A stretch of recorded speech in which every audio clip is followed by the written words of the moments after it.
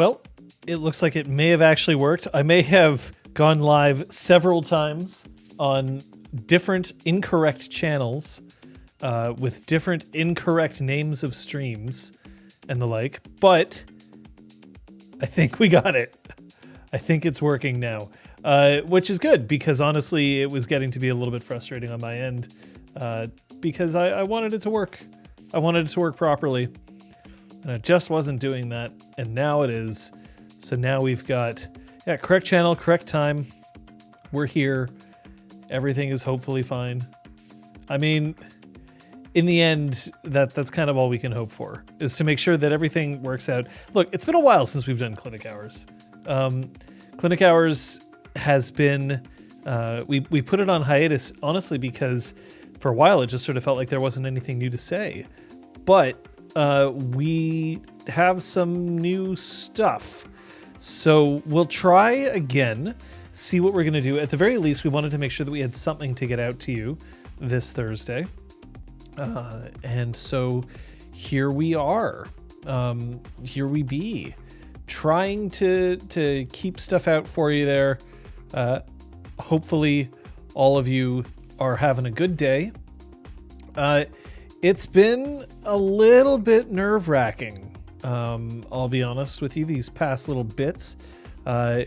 Why? We're looking at a potential new lockdown. We're going to find out more about that in 1 hour's time, although I will be busy streaming here, but I imagine that others will be watching very closely. We're looking at potentially a new lockdown that's going to take place after the holidays here in Quebec.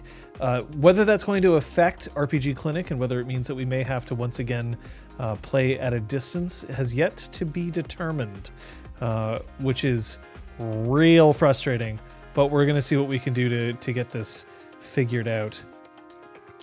I had Starbucks with a friend to exchange our Xmas gifts and also got some treats from work. Not bad. So Luke, I'm glad that I see you. I'm glad that I actually have some one-on-one. I have never had a Jaffa cake before in my entire life. Now I have, and now I'm wondering how it will ever go without them. They are awesome, and I have you to thank for that. So I'm really pleased that now we're in a position where I can tell that to you pseudo face-to-face. Jaffa cakes are something special, and why we don't have them here, I do not know, and someone's going to have to pay for that. Someone must answer for this. But for now, we're just going to have to live with it. We will just have to live with it. So I will point out today that there is a new feature as part of feature.chat. We have changed the command. When we were doing the Froyo session, you just had to start it with Q, but I realized that if you just start it with Q, the issue that you run into is that if you start any sentence with the letter Q, you're screwed.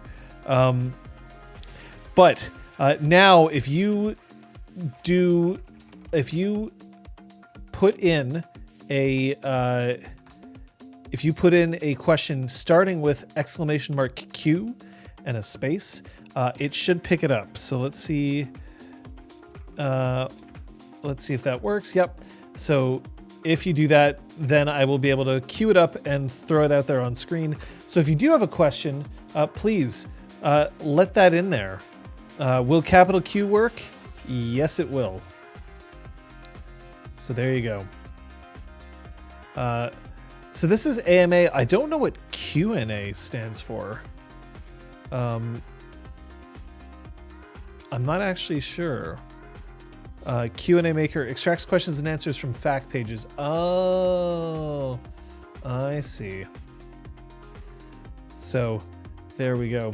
Am I having a good day other than it being tense about not sure what's going on in terms of the pandemic? Yeah, my holidays are coming up. Tomorrow's my last full day of the year, and I need the break, so I'm very pleased that I'm going to get that chance.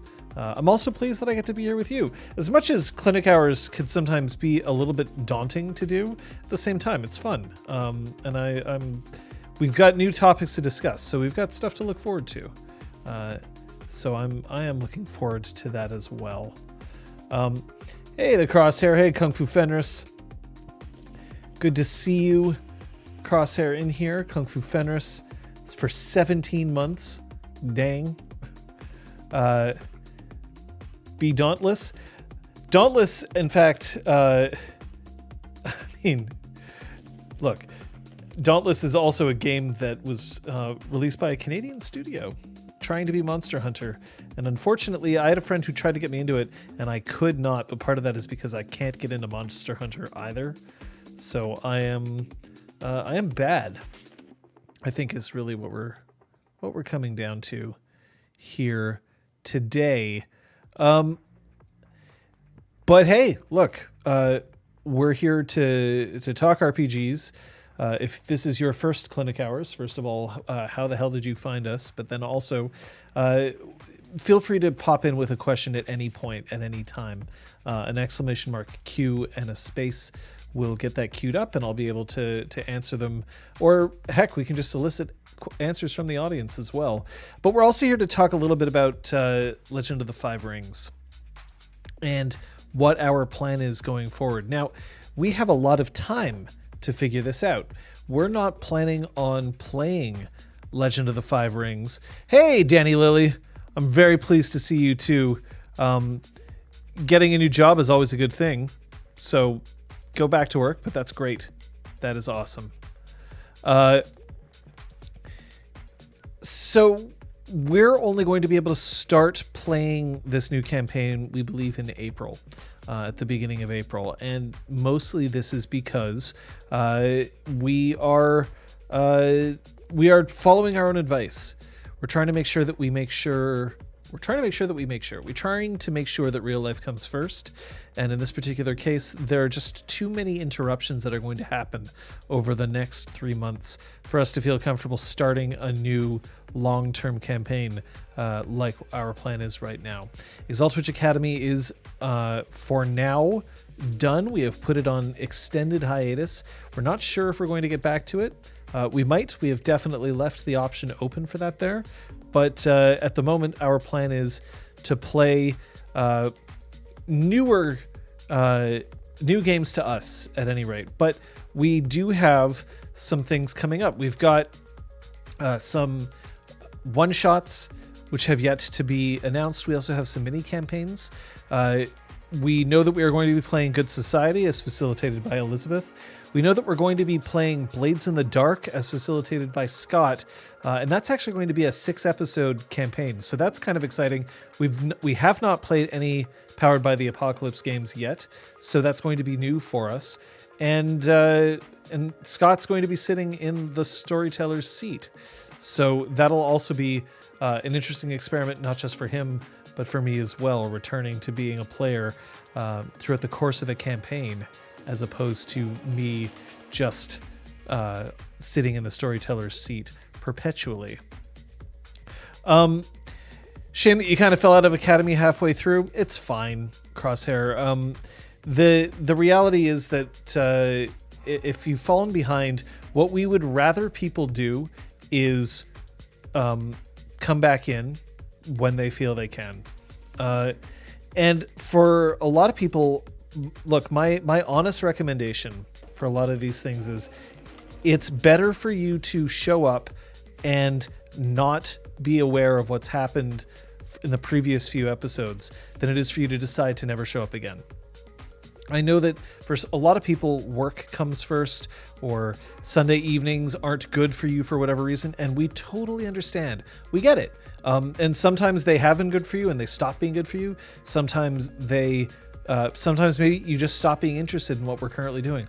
All of that is okay. The thing that I think I'm the most frustrated with, and frustration is kind of a heavy word for this, it's really just the thing that I kind of wish people wouldn't do, is miss an episode or two and then just feel like, well, I guess I kind of have to catch up. And that seems like it's going to be a lot of work, so I'm not going to bother, and then I'm not going to tune in anymore. But I miss it anyway. Just miss a few episodes and come back. People will get you back up to speed. no matter what. People will write it out on the Discord. They'll write it out in chat. There's plenty of ways to get caught up without needing to actually go through all the episodes. And I know that for some people that's tough.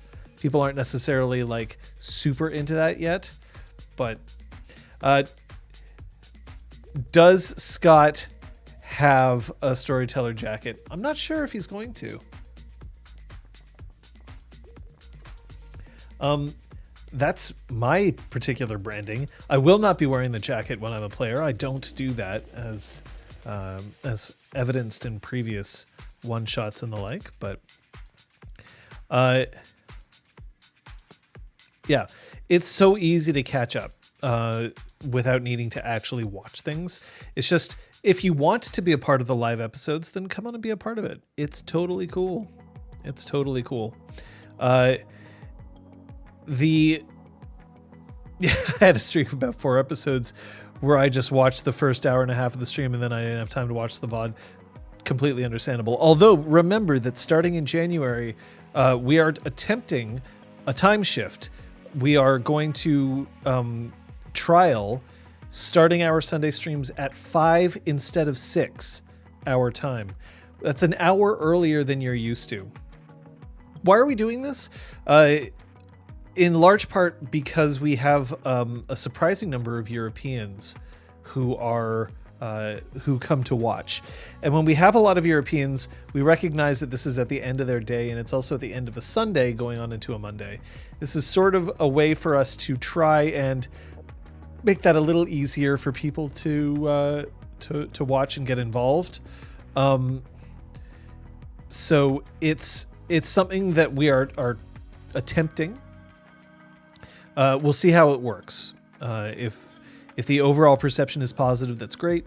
But we also have to recognize that if it doesn't work for us, we'll have to change it. Or if it ends up not working for the majority of our audience. So, but I you know, as evidenced, I start my streams typically at 5 p.m. Eastern, either here on Thursdays or on my other channel. So it tends to work out for me, but we'll see how that goes. But we'll see how it works out, right? I mean, as always, we value your feedback. The main issue, of course, is that we pick Sundays because Sundays are typically in the evening. Sundays are typically dark, and Mondays in theaters are typically dark, and so therefore it's a bit easier for us because it is less likely that we will have work engagements on Sunday evenings compared to, say, Saturday evenings. So we will most likely keep Sunday evenings for now. They're not the best time slot, but it's the time slot we got.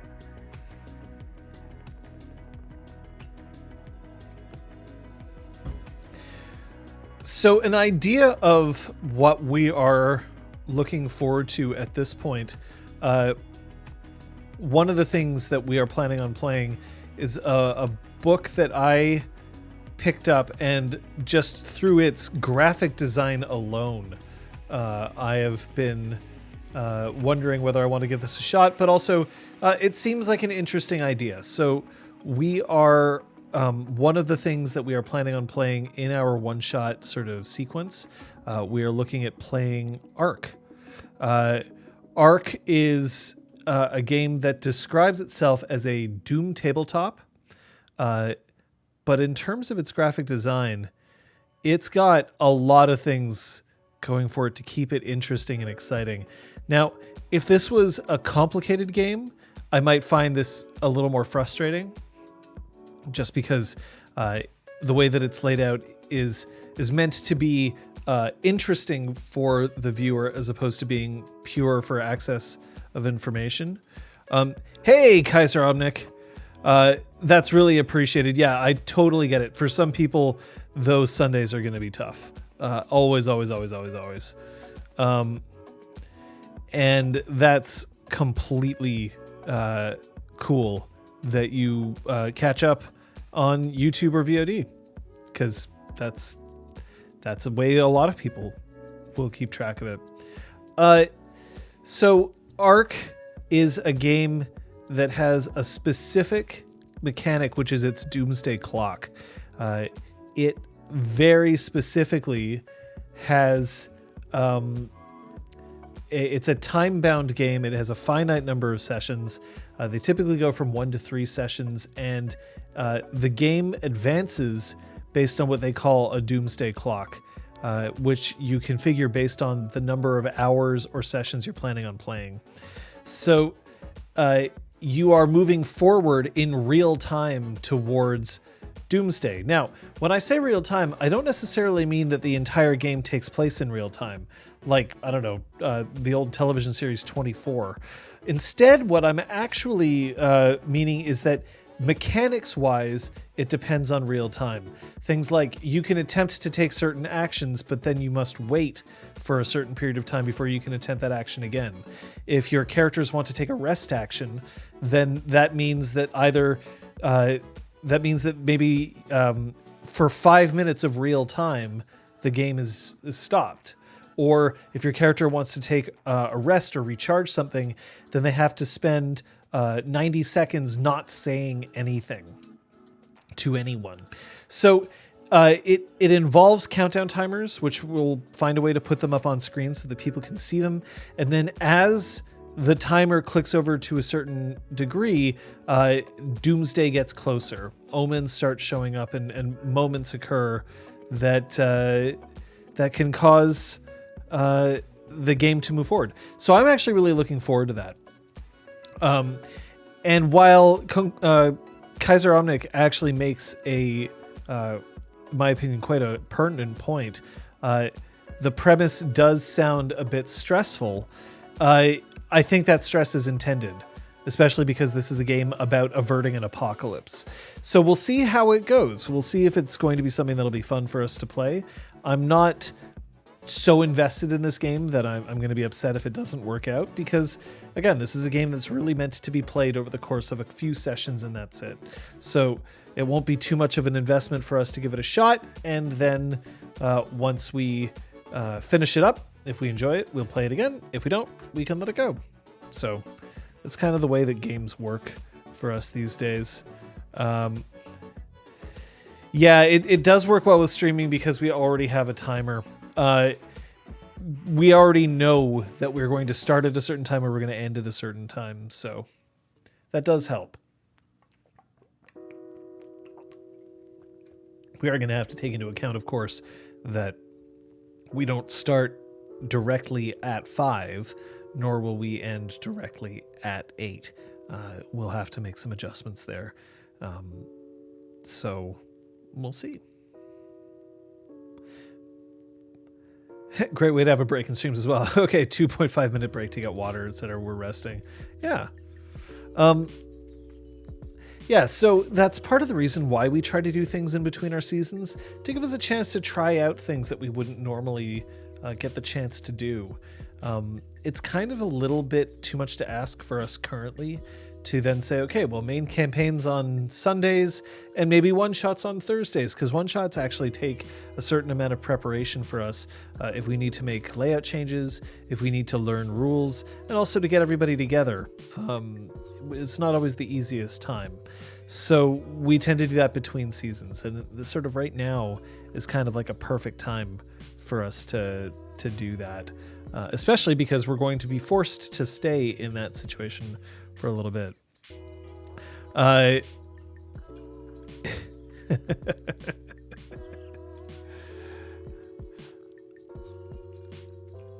Unless the full party has to be silent for 90 seconds. I'd love to see all your faces as you sit on that screen in silence.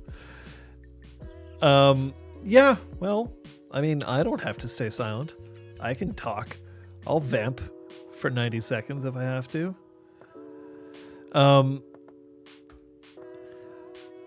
So yeah, we'll see how that goes. I still have to actually sit down and read through this book to the point where then I can teach somebody else to do that. And we'll probably create characters off stream instead of doing it on stream. Or if we create characters off stream, we might do it on stream instead, but on Thursday. So we'll see how that goes. So we have a first question coming in, Requiem Loss, using the question system. Very appreciated. Any plans to try out the Avatar Legends game when it comes out? I did kickstart it. I only kickstarted it for the PDFs, but the PDFs will be enough. Possibly. It was one of the games that we had kind of sitting on our, like, I wonder whether this is a game that we would like to play next. The problem is that it will not be out for long enough, we feel, for us to really judge whether it's a game that we want to play. The quick start's available, and I've had a look at the quick start, and for now it seems quite interesting. The issue though is that my players like customization a lot. When it comes to their characters, they enjoy the idea of point buying and then being able to incrementally improve their character through experience spending in areas that they want to do. And we're not certain that the Powered by the Apocalypse engine is going to match our play style as much as they would hope. Maybe it will. But the other reason why we haven't is because the full text isn't available, and currently we don't have a date for when it will be. We want to see, first of all, whether we gel well with the system, but then also we kind of need the full text. And the reason why is because we are a bit shy at the moment. We're a bit bitten.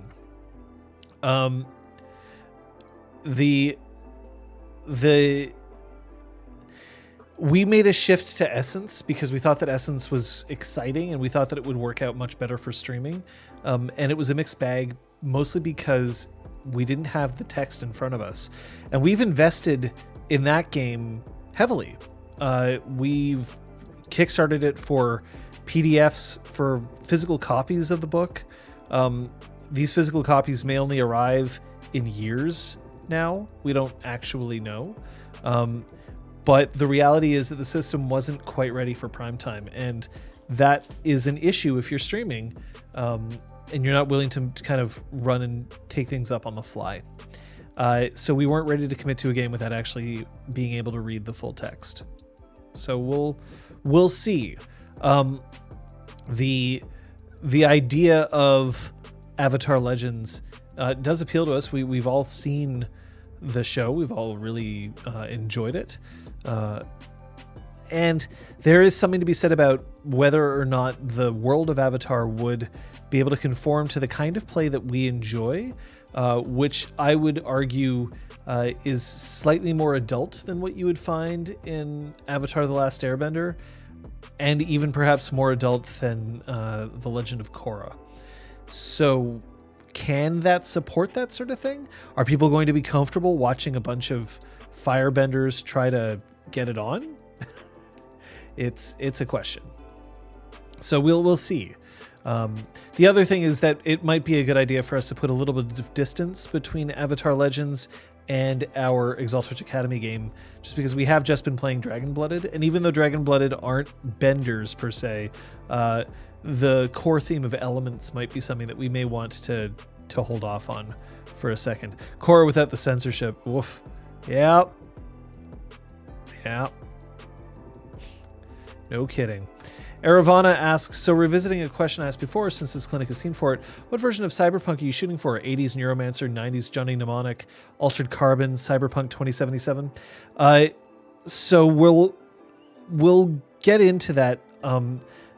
Unfortunately, my answer for you is that we don't have that completely answered yet, and we may also not be matching any of those four.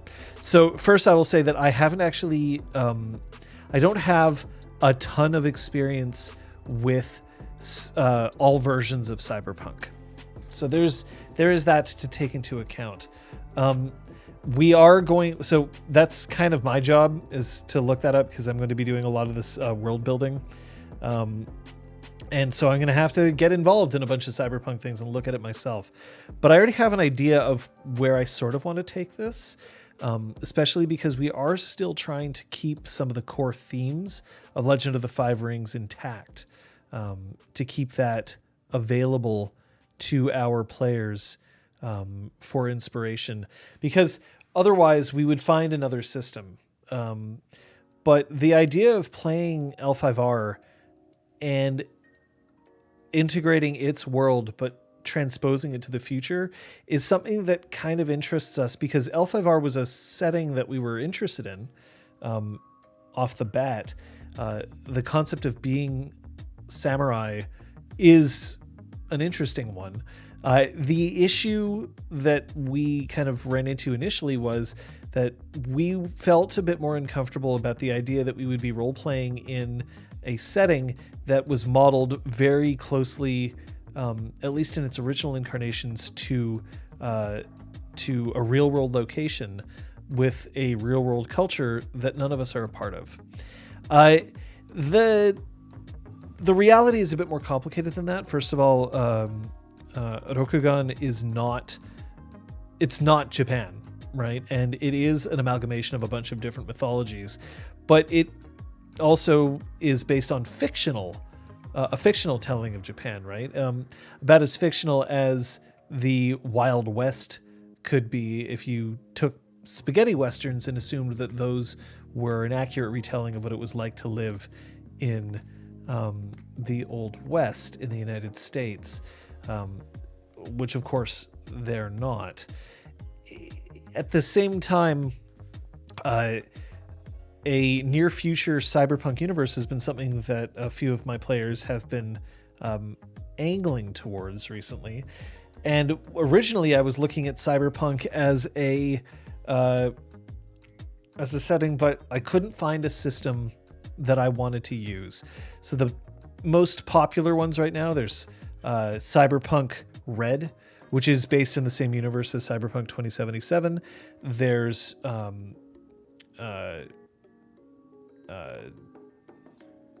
why is it? There's Shadowrun. There we go.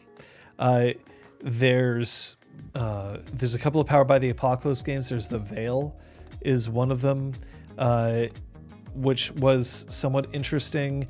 There's Shadow of the Beanstalk, which is based on the Android universe, which Scott and I have experience with through the card game Android Netrunner.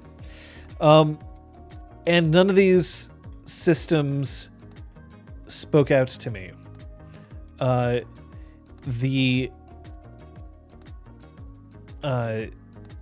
concept of setting and system being married is quite important to me. For one thing, we all have decided that we are not interested in playing in a game that is ultimately nihilistic. And the Cyberpunk, as in Cyberpunk Red, that game is very nihilistic in its tone. It is basically a game about burning bright and burning out quickly in an attempt to fight against the man. And there's a little bit of like, not certain. Trinity Continuing Anima. So it just finished its Kickstarter. I don't like the story path system that much, I'll be honest. It's possible that I'd have to sit down and run it, but I'm not a huge fan of story path as it exists right now.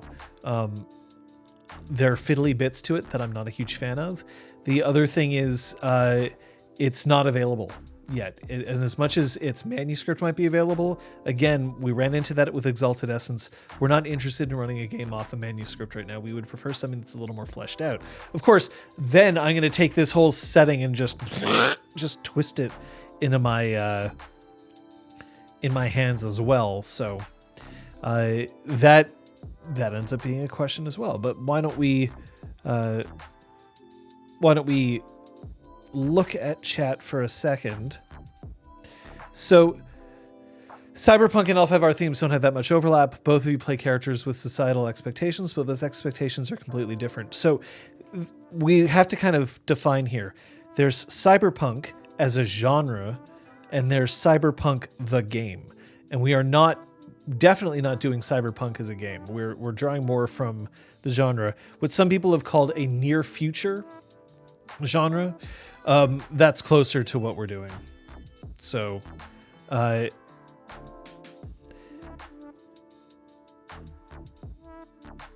You just like watching us tell stories? So, Luke, that is definitely appreciated, and that's kind of what we're doing. But for us, part of what engages us about telling stories is the game itself behind it. We want to enjoy the game. And L5R is a game that we're attempting.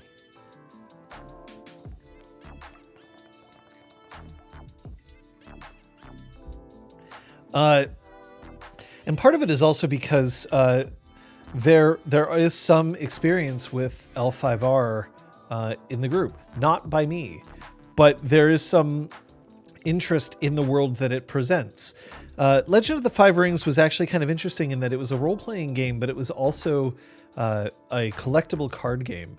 And the results of tournaments in the collectible card game dictated the meta plot of the role-playing universe and of the card-playing universe as well. So if you had somebody who was repping a specific clan and they won a national tournament, then that clan would come out on top against other threats. So this proceeded this way for quite some time. So it helps. Yeah, Kaiser Omnic mentions, I'm done with entirely depressing or dystopic stories. Need some hope in these times. That's kind of where we're at as well.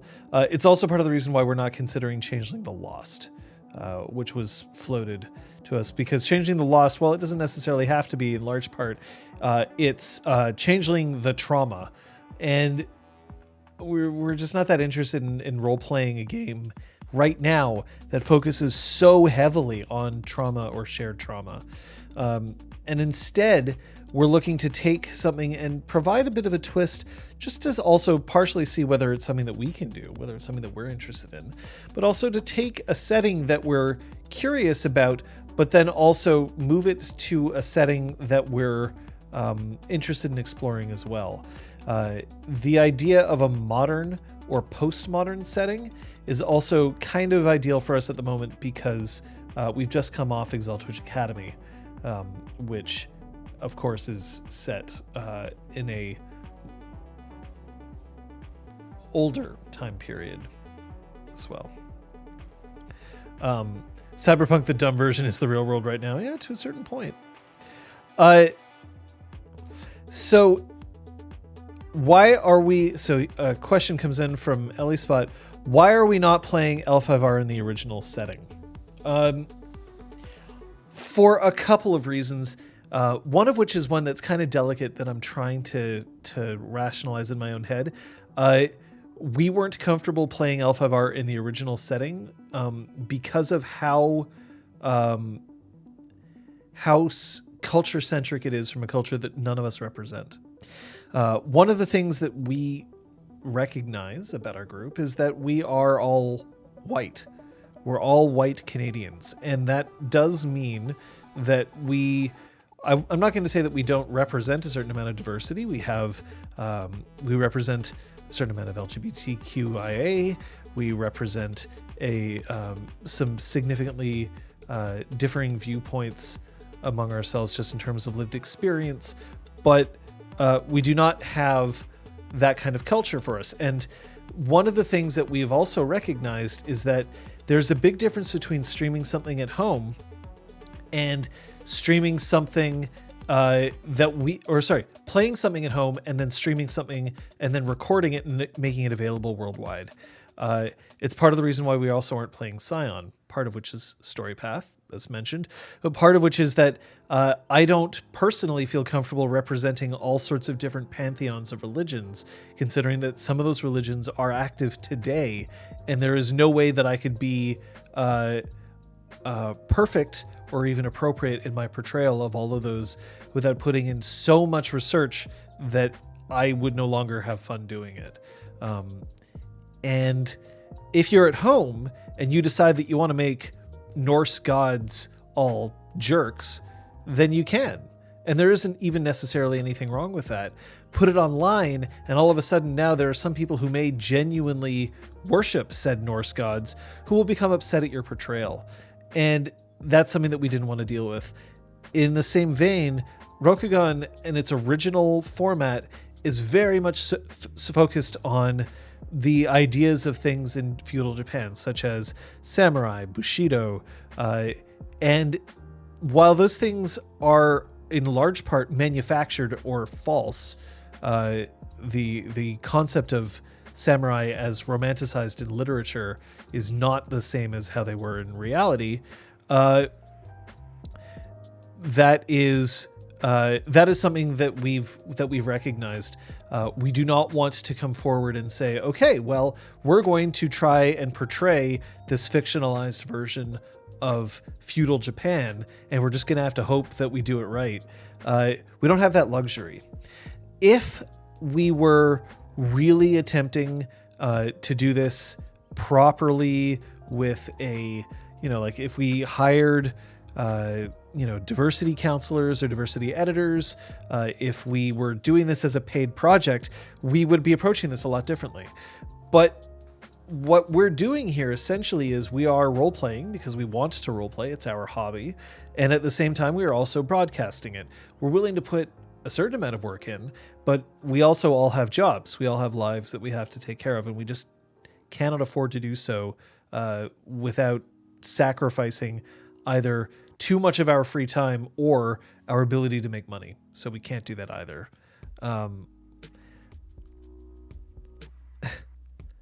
The idea also is that it's impossible to not offend.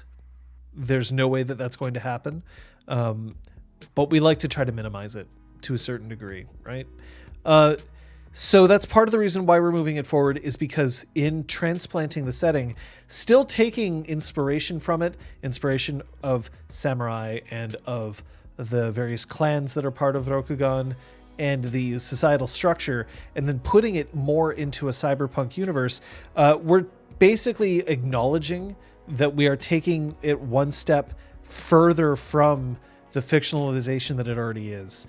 And in that, we are hoping that then we are lessening the pressure on us while still drawing inspiration from other cultures, because that is important. I don't want to just deal with a white Eurocentric viewpoint my entire life, but I also recognize that there's a certain responsibility that we have. So that's one of it. And the other reason is that we wanted to play something in that setting for some time now, but we haven't found a game that appealed to us that had that kind of setting just yet.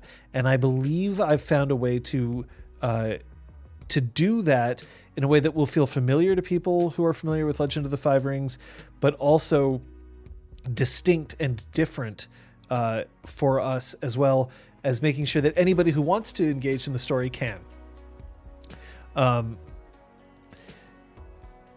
So Kung Fu Fenris mentions, right, Blood in the Banquet Hall had an excellent talk about streaming and representation. They asked mostly white streamers to see if they could get an American Nation cosplayer for the game if they were public.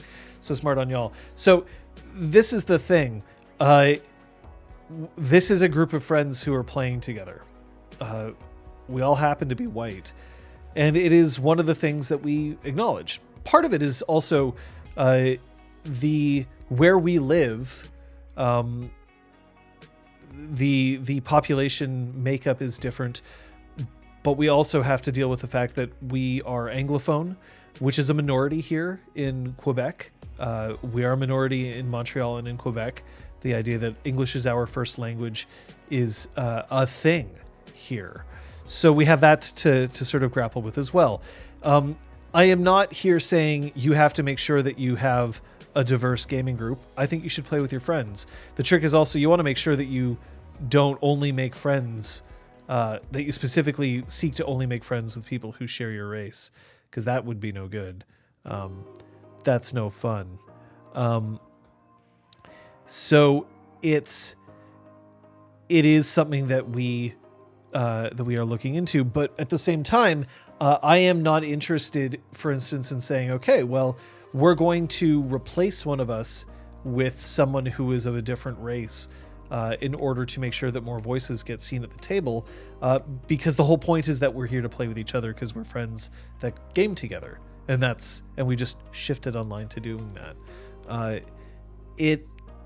And we're also not looking to tokenize somebody by being like, all right, well, you are of a different race, so why don't you come in and play with us? Like, we're just not into that as a concept. because we're also not interested in adding it. I like my group small. I don't want to add another person to the group. My preferred number of players is 3. So it's a thing, right?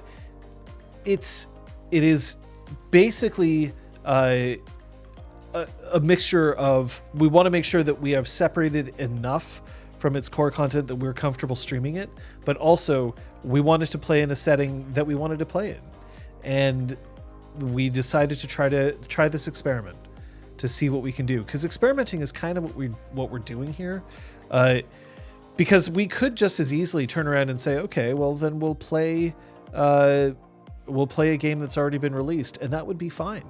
I don't think that's a problem. But it's just a thing that we have here. And who knows? But if we weren't streaming it, it would be a different question. Yeah. So actually here, I can, instead of just leaving some random thing up here, I can throw on The Legend of the Five Rings. So if we even look at the introduction, the concept of the game very specifically is to tell stories of samurai drama within the Emerald Empire. And the Emerald Empire is their sort of fictional version of this. So the Emerald Lands, or Rokugan in the tongue of its people, comprise a vast, majestic countryside that stretches 900 miles from the pine valleys and snow-capped peaks to the Great Wall of the North Mountains at one end, to the austere Carpenter Wall standing vigil along the country's desolate southern border.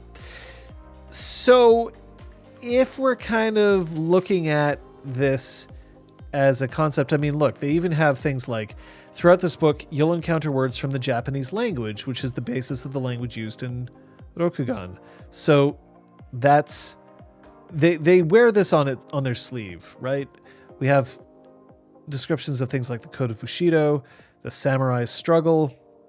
So all of these things are things that we just have to keep in mind.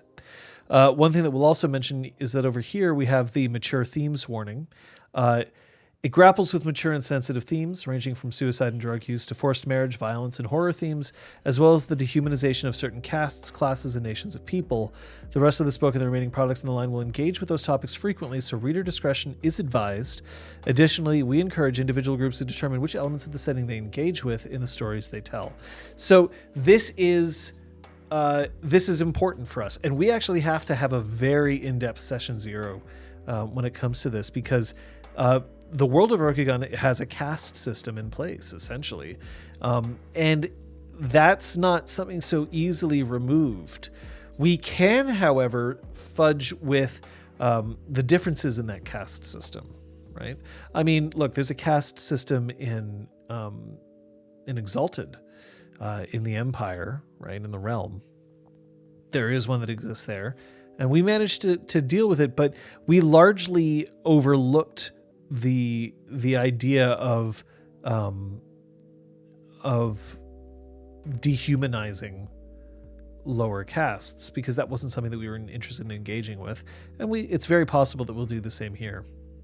But there are ideas and concepts that we are looking to move forward with to pattern this, so we have that to go with as well.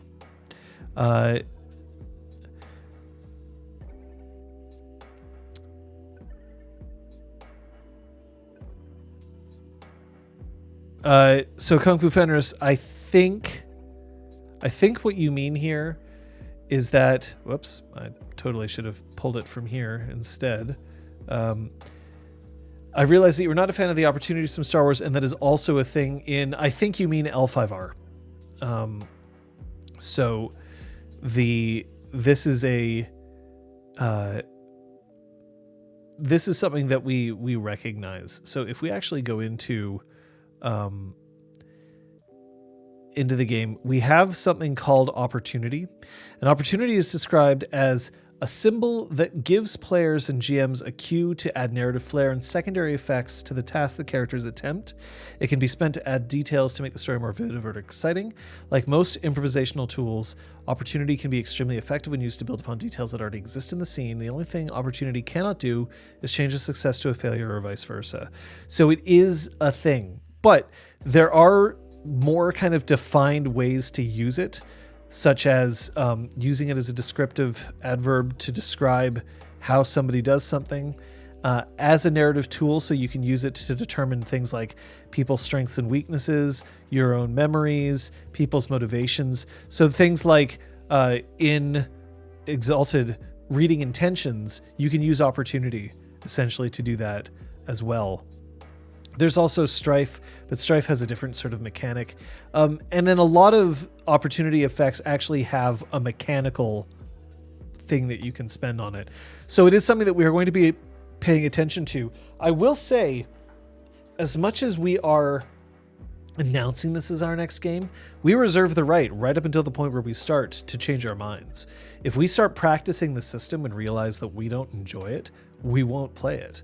And that's one of the advantages that we have, having several months to prepare for this going in, because hopefully we'll also get better with the system before we actually debut it in a live audience. But also we'll find out if we actually enjoy it, because maybe we won't. And if we won't, then that's important for us to know. That is a specific element that we are going to be paying attention to, because we do have other games that we're interested in. The reality is that the two games that were probably highest on my list as potentials were not available yet. Avatar was one of them. The other is Werewolf 5th Edition. Werewolf the Apocalypse 5th Edition is a game that I'm actually quite excited about, because it's a game that I have enjoyed immensely since I started playing it back in 2nd edition.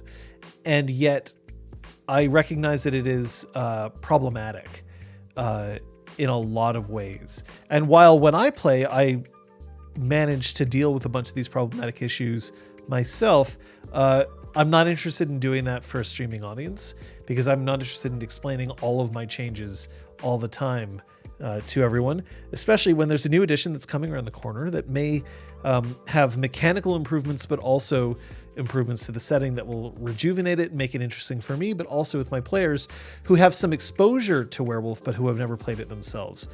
But that's not going to be available for a while, most likely not for at least a year, if not longer. So that's something that we're just going to have to deal with. So let me see here what we've got in here. So we have other questions here. So Terraria for Life says, while I have seen the improvements in 5th edition, especially the Ideas Society's ideals for you having a mechanic, I feel like there's a lot that past editions also did right for when I prefer the 4th edition dice system. Yep. Totally recognize that there are many different editions and you may have your favorite. The one that we have right now is 5th edition, and it's probably the one that we're going to stick with at the moment. One of the things that we recognize is that Fantasy Flight Games is very fond of making sure that you have to buy other accessories to go with their books, which is why they tend to use custom dice a lot. And I know that that rubs people the wrong way. It chafes me a little bit, but I'm also used to having to deal with the fact that I play games that use D10s, and it's very hard to get nice sets of pure D10s. So it's not as big an obstacle as I once thought it was. We may also just end up using digital rollers for this. Although we are not currently planning on putting dice back on the screen. We attempted that with our Edge of the Empire game, and we've kind of all sort of realized it's just not that interesting. It's difficult tech-wise to do in a nice way, and we don't feel like it actually adds much. As much as audience has said, we want to see the dice, it takes time to count dice. And also if you're looking at, if you're watching it on a screen that's this big, you may not be able to see the dice properly anyway. So we're not actually most likely going to be doing that. We do have ideas for how we're going to change our tech going forward, but a lot of it is going to be focusing more on us as players as opposed to the mechanics of the game itself.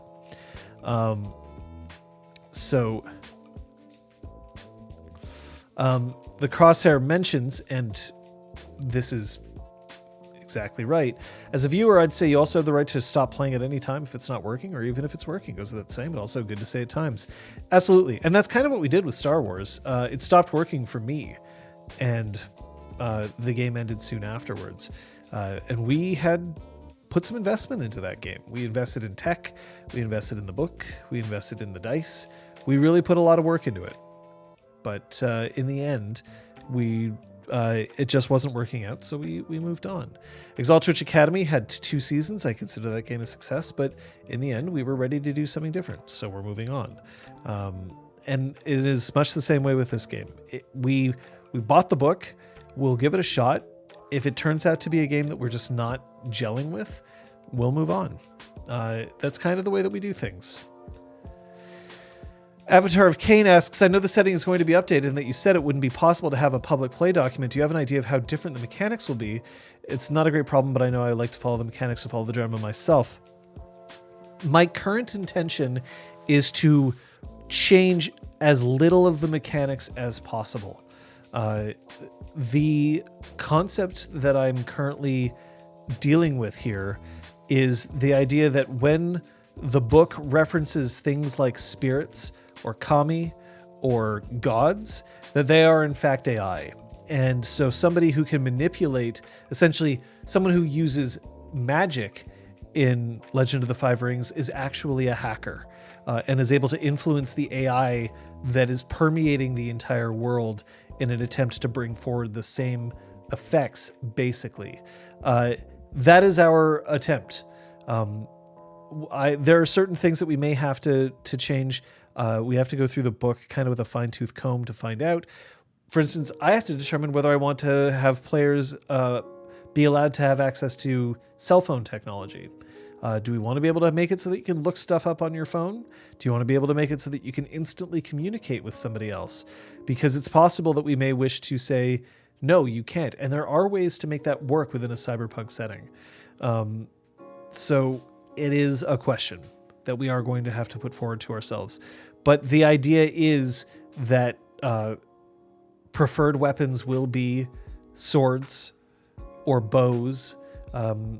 The level of technology will essentially be a futuristic version of Rokugan instead of it being set in what might be a more reasonable interpretation of the universe as it is now. So it's going to involve a little bit of buy-in in this universe, but it's a buy-in that I think that we're willing to look forward to. So the idea is that the mechanics will most likely not change. That is a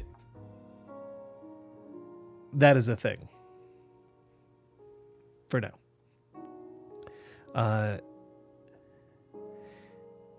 Yeah, hackers who think of themselves as mages, fun way to look at it. So yeah, the idea of technomancers, the thing is that the characters won't, I don't think the characters will think of themselves as mages. They'll think of themselves as hackers, because the concept of this universe is that AI have experienced an event that is actually a thing that you can look up now, which is known as the singularity. The singularity is the moment where AI becomes so advanced that it effectively outstrips our ability to manipulate it.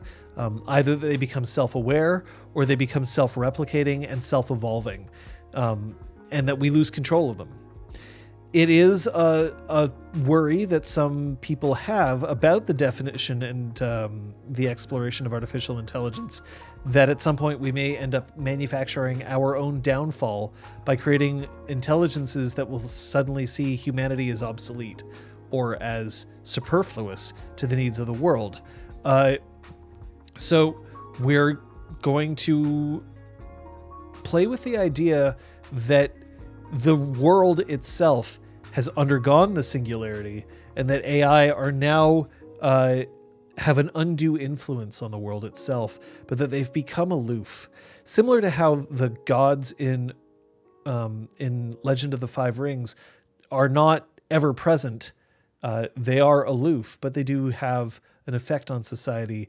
In the same way, different clans and different people in the world will anticipate and guess what they believe certain AI would prefer and worship them to a certain extent.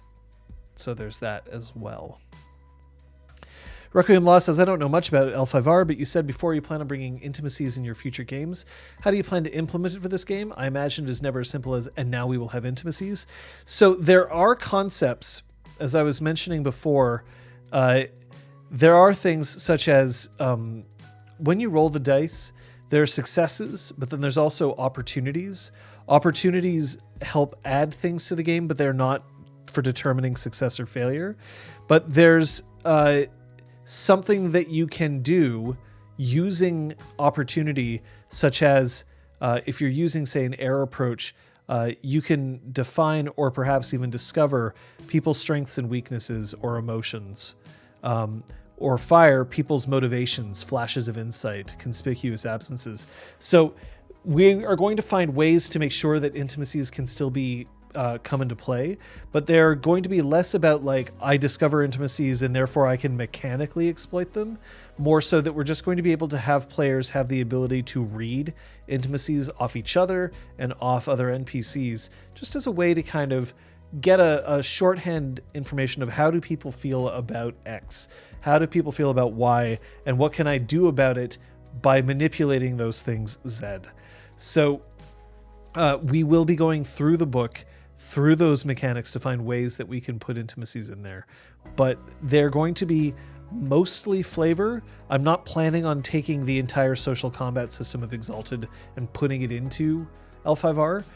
However, there could be some mechanical advantages. For instance, saying, I know that this character really cares about this particular mountain, therefore I'm threatening this mountain, and I might suggest that that is worthy of a bonus on that roll because they previously figured out what this person cares about and are using it and manipulating it as such. So that's one way that we could potentially use that. So it's a thought. Crosshair asks, on the setting, are the players regular folk or does L5R have special individuals like Exalted?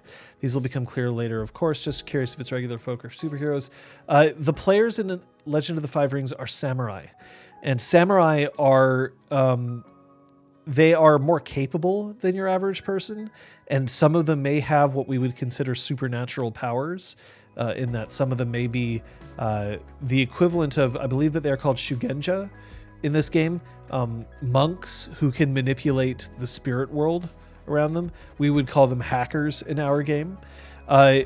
So they are considered mortal, and they are mortal, but they are of a certain caste, of a certain type of person that separates them from common people, as it were. Yeah, so Ellie Spot, that's something that we kind of discovered here. Ellie Spot mentioning the discovered Intimacies weren't used for social actions that much in the end. No, when it comes down to it, my players tend to prefer to try to puzzle their social things out on their own. They prefer to role play them out. And they don't engage with social systems as much as I think some games would expect them to.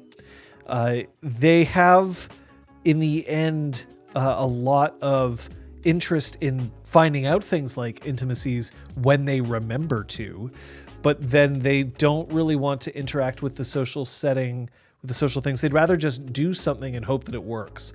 And for me to adjudicate that makes sense, right? If Scott wants to make a big speech, he'll actually go ahead and make that speech. And while there might be a role associated with it, what I think that Scott would prefer, and this is actually goes across all the players, is that there's more of an interest in making the correct speech or making the correct intimidation or figuring things out, as opposed to having a die roll do it for you.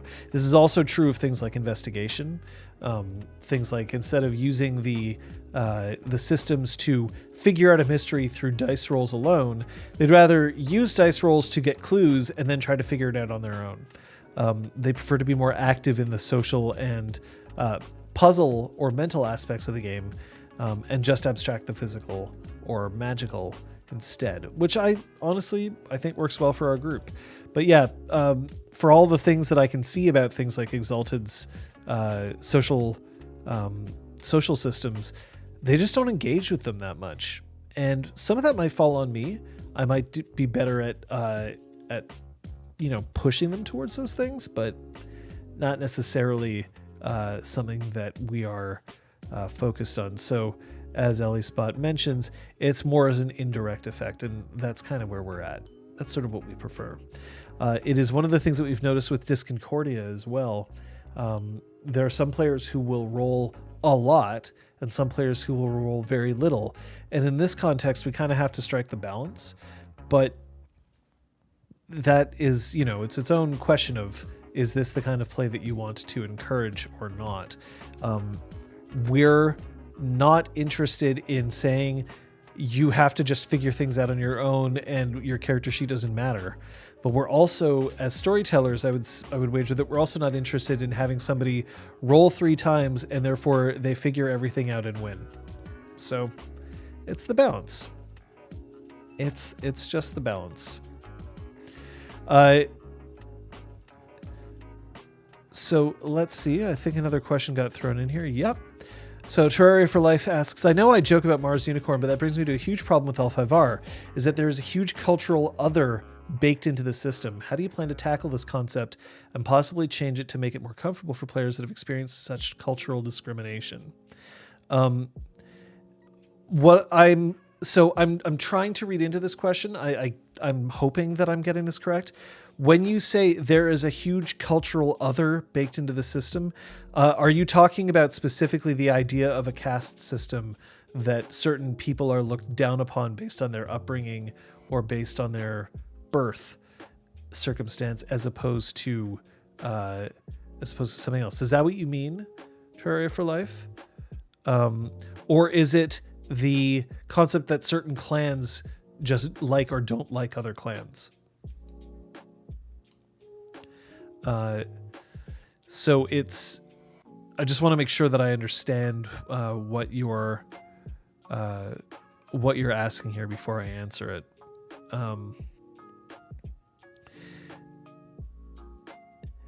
So Kung Fu Fitner says low rollers for life. I mean, I personally know how much rolling I like to see in a game. I like some. Sometimes I like it when there isn't a single die picked up during the course of the game. And sometimes I really do enjoy interacting with the system. I'm more flexible that way, but I'm absolutely somebody who resists the idea that certain things should just be resolved because you happened to think to buy a lot of a certain dot. Like, oh, I have intelligence 5 and investigation 5. So there is nothing that can possibly remain a mystery to me. Well, like, okay, that's great. If that's the fantasy that you want to play, that's fine. But then I'm less interested in playing with you because then what I'm getting at there, if you just want to roll those things, is you don't actually want to figure out the mystery. You don't want to role play out that. You want to get past the mystery because you want to move on to something else. And then I'm less interested. Kind of like in D&D, right? Part of the reason why D&D doesn't appeal to me so much is because so much of it is focused on the combat and everything else is kind of an afterthought. It sometimes feels like, yeah, we have skill checks, but the skill checks are really so that you can get back to the combat, which is much more mechanically interesting than these skill checks are. And to me, the skill checks are far more interesting than combat sometimes. So Terraria for Life mentions things like Unicorn are looked down on because they are seen as infected by non-Rokugan cultures. This goes back to what I was mentioning earlier about our Session 0. We're going to have an extended Session 0. We may need to have more than one to figure out what we're comfortable with, because this game does contain mature themes. For instance, one of the things that's very common in this sort of thing is the idea of suicide. The idea that if you have lost your honor, one of the ways to return it is to take your own life. Perhaps to end a conflict, take your own life so that perhaps your family or your clan can move forward and move past it without fear of recrimination. Sometimes just as a concept of personal honor, we have to decide if that's something that we're willing to do in our game. And also then we have to work out content warnings for this, for it as well. So the idea that we are looking at cultural discrimination as part of this game is something that we're just going to have to discuss with the players. One of the things is that without conflict, there is no game, right? Drama cannot exist without conflict, and without drama, there's no story.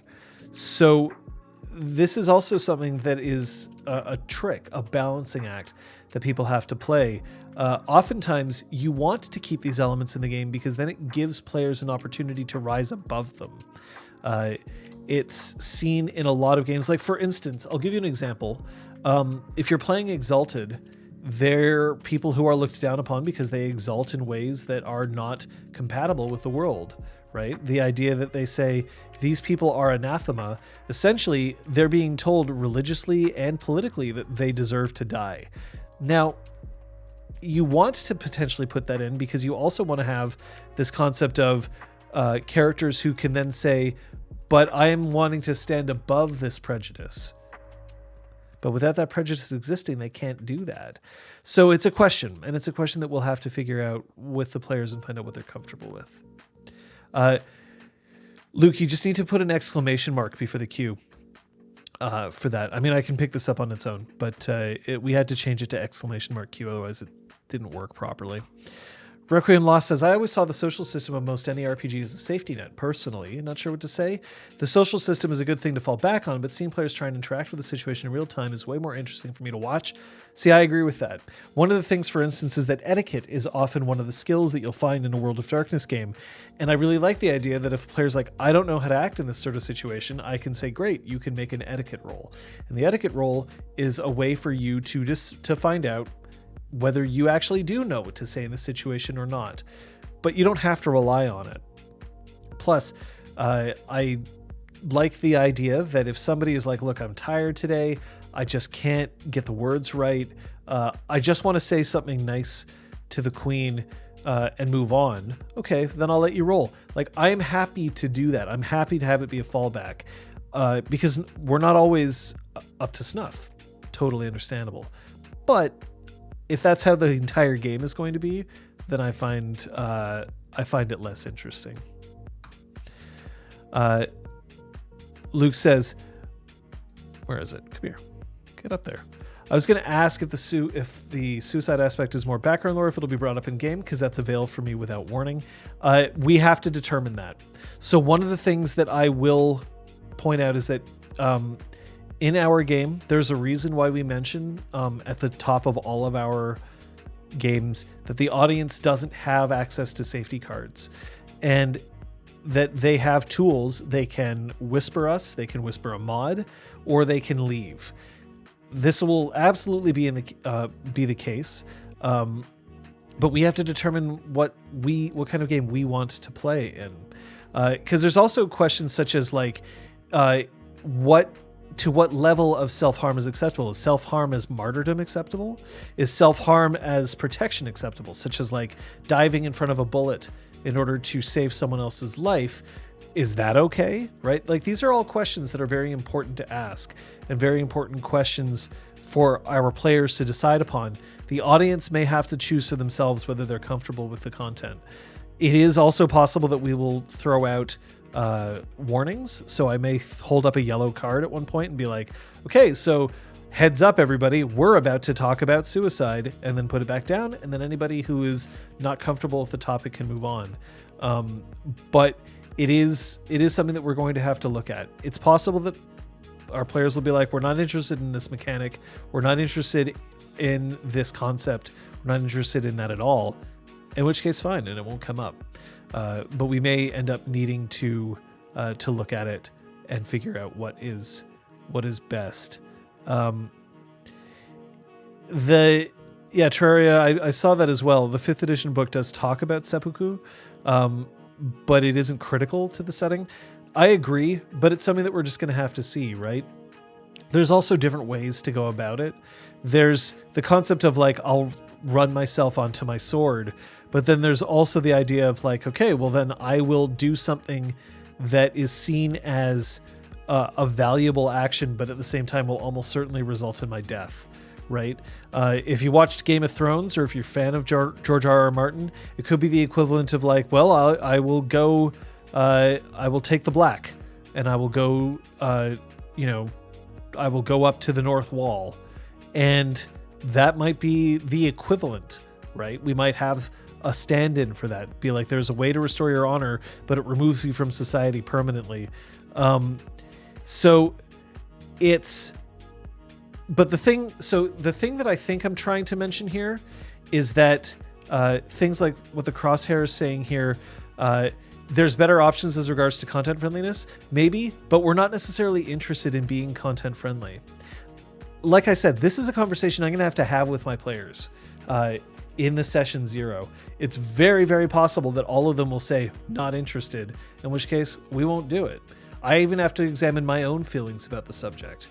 But if we start trying to focus on every little thing and saying this might offend somebody, this might upset somebody, this might be a problem, we won't be able to play it all. And that's kind of an issue, right? In much the same way that if you are watching a television show or a movie, television shows and movies deal with uncomfortable subjects all the time. So we may engage in other safety options like content warnings. We may engage in our existing safety options to warn people before they happen. But I will say that I'm not interested in playing a game that is entirely friendly to all ages. I don't want to play something that's G-rated at all. That doesn't interest me. Not in the long term. I won't say that it doesn't interest me at all. I shouldn't say that. Like in a one-shot, if a one-shot is rated G, totally fine with that. Like, that's cool. But like, for instance, one of the things that I tend to engage with a lot in terms of role-playing are relationships, and sex is a part of those relationships, and I'm not interested in removing sex from games at all. Like, I'm just not for campaigns that I run that are long-term. And I know that for some people that can be offensive or that can be uncomfortable. And to a certain degree, I apologize. I sympathize with that, and I don't want to see anybody go, but I also recognize that if I'm not allowed to play the game that I want to play, then I'm not going to have fun. So it's a question. It's a question, and I don't necessarily have the answer for you yet. I am definitely not saying, oh yeah, no, this is absolutely going to be a part of the campaign. I'm not saying that. Even if all of us are okay with it, it may never come up. But we're just going to have to figure it out. There's a lot of different mature themes that we're going to have to deal with that are part of L5R that we are going to examine. And we'll have to consult amongst ourselves.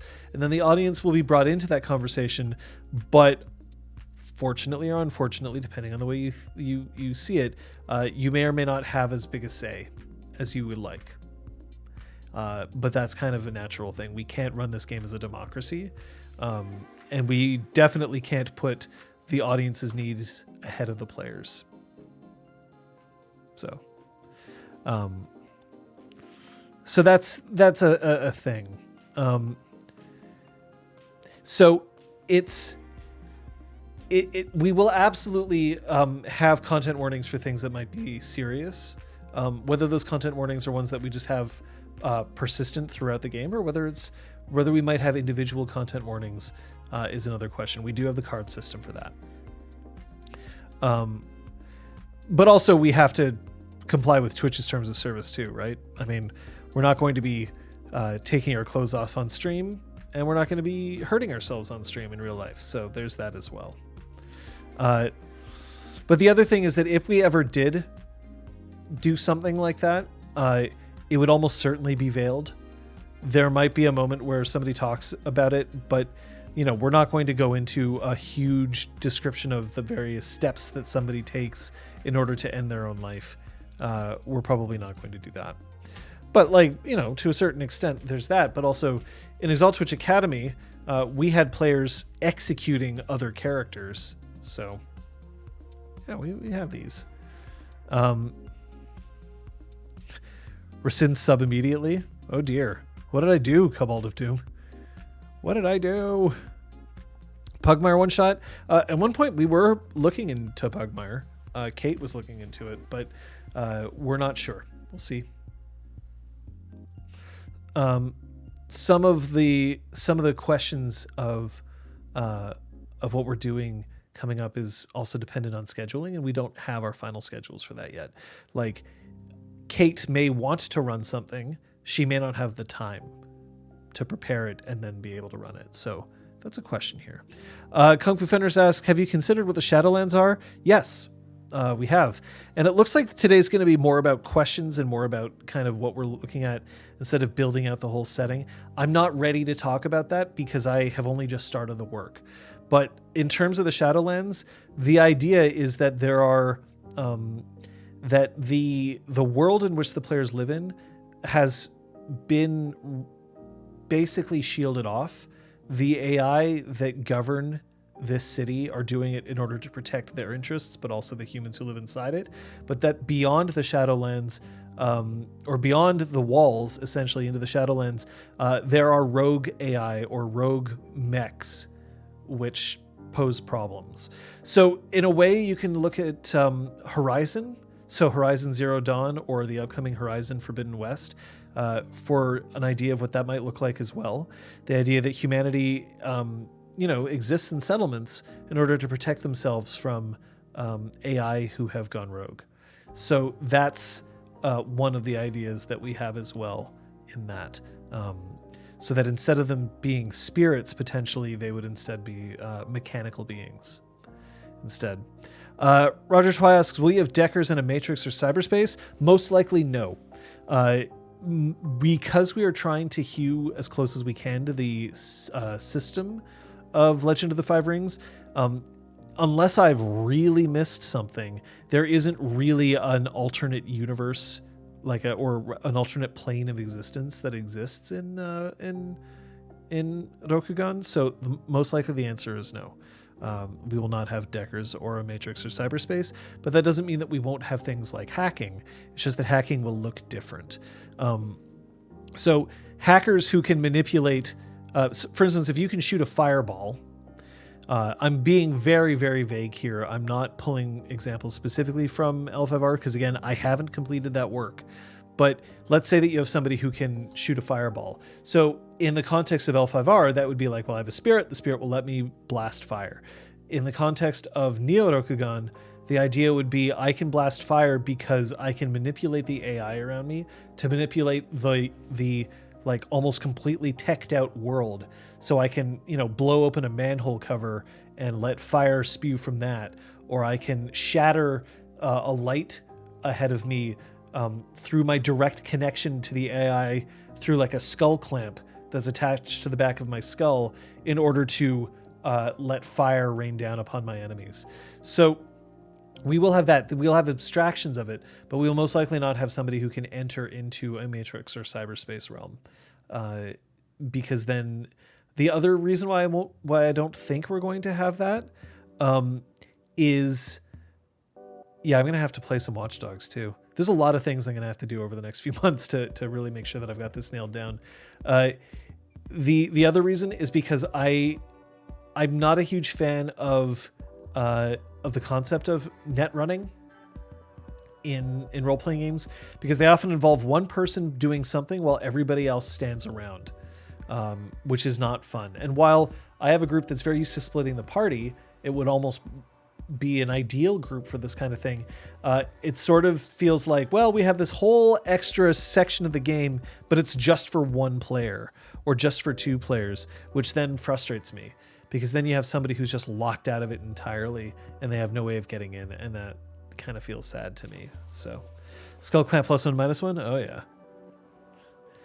Come on, clamps. Give them the clamps. There are spirit realms, yeah, but I don't know how much how much of it is something that people are going to go into. Because the other thing is, we're most likely not going to be using a lot of the expansion material. There's already going to be a lot that we'll have to interpret ourselves anyway. So I don't know how much I want to start going into things beyond the core. We'll see. Yeah. So Cobalt of Doom mentions, the solution for me and my friends in Shadowrun is generally we make it as an NPC, as a team member doing things. Yep. So like that's a way of doing it, but then you kind of avoid that problem. So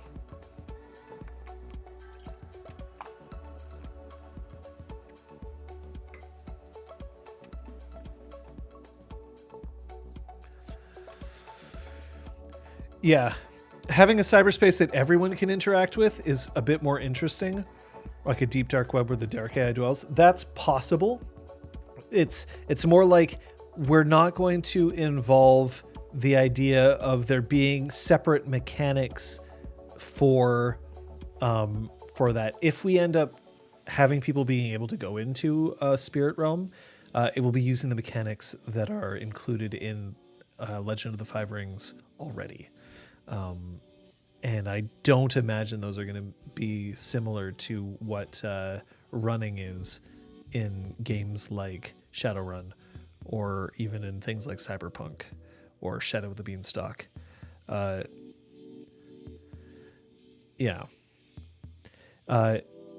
If everybody goes and everybody basically uses the same mechanics, then I'm a lot more interested. If it's one person goes thunk and then they just sit there and everyone else is like, okay, we got to protect this one person while everyone else is around, that's another question.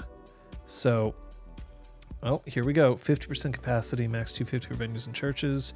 As of Monday, karaoke, dance, and office parties aren't allowed. They won't close schools. What? Max 10 people gathering in homes. Okay, so then that's good. That's good. Okay. All right, so it doesn't look like the lockdown is going to be terrible, and 50% capacity is just fine. So that's fine. Sorry, I was just the announcement has just been made about what Quebec's reaction is going to be to the Omicron variant. So yeah, so far it seems all good, and it seems like we'll still be able to play in person. One of the things that the four of us kind of have is that we tend to be a little more limited in our maneuverings anyway. We don't, like, for instance, none of us are going into an office with like 400 other people every day. So it's a bit easier for us to stay safe. Yeah, Rock Pants, I know. Cobalt of Doom, I've avoided the Shadowrun cyberspace rules so much I don't even remember how they're actually done. Yeah. Look, Shadowrun as a setting is really interesting. It is something that we did look into. The problem is that I find that it's way too crunchy for its own sake, and I don't like its crunch. To put it another way, I also am not a huge fan of Cyberpunk Red's crunch. I don't like the setting as much either, in that I find it's very nihilistic and dystopic, and I'm not interested in that right now. But I also don't like its systems. I don't think they're bad systems. I just think they're not the systems for me. So there's that.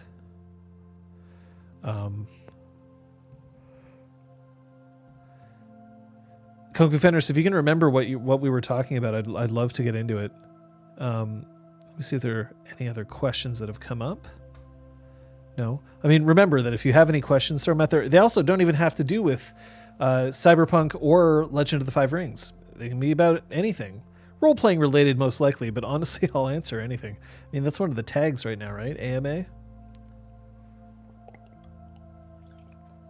Gremlins in your Wi-Fi. I have experienced gremlins in Wi-Fi. It is a pain. That's why I've hardwired this machine. It's actually why we hardwire all the, like, we hardwire the desktops in this house, and we hardwire our laptop that we use to stream. No matter what people say about Wi-Fi, it is never that reliable. Although, you know, we'll Wi-Fi it when we're LAN partying on Disconcordia. So there's that. Crosshair, you can ask a bedroom roleplay question. That's fine. I'm here to answer whatever. And if it violates Twitch's terms of service, maybe don't ask. But otherwise. Yeah. Cobalt of Doom, Shadowrun's mechanics are they're pointed at a specific crowd, and it's just not a crowd that I'm a part of.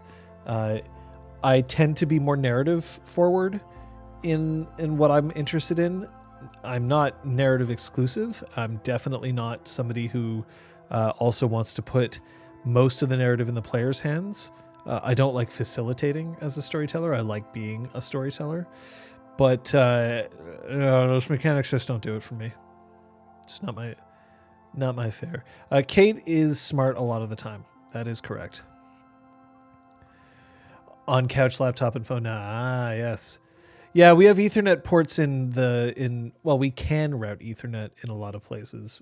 We've only bothered to route Ethernet in the offices, and we do have it in the living room as well, and the dining room. We didn't put it in the master bedroom because in there we don't have anything that we would want to have permanently connected to Ethernet.